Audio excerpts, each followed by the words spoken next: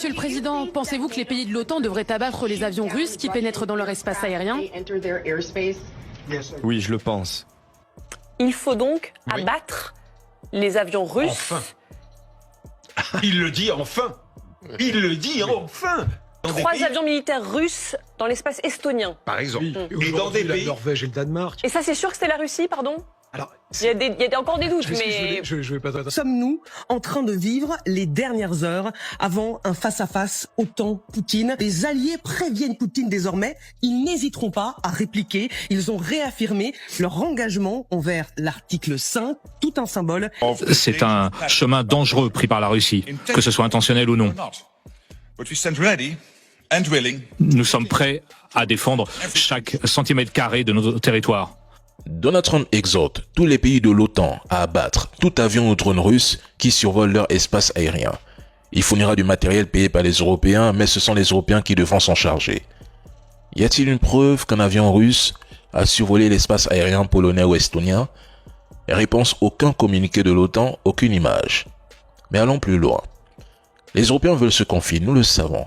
Trump parle, mais près de 25% de l'uranium enrichi nécessaire pour la production d'électricité dans les centrales nucléaires américaines provient de Russie.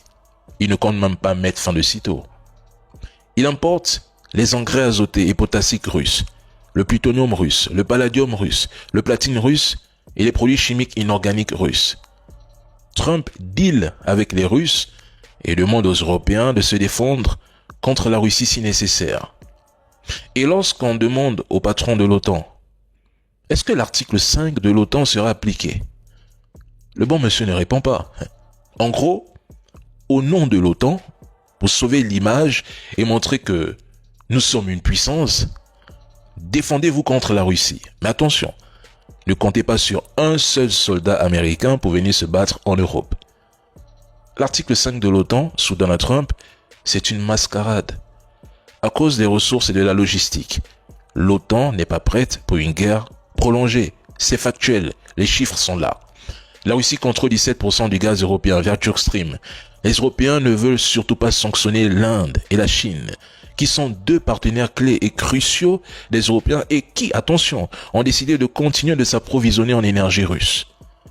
Donald Trump sait qu'une guerre mettrait à genoux l'approvisionnement énergétique de l'Europe, causant même un crash économique. En fait, ces gens créent l'insécurité, manipulent les populations, imposent des lois à leur avantage, laissant le peuple subir les conséquences. Et à la fin, tout le monde applaudit.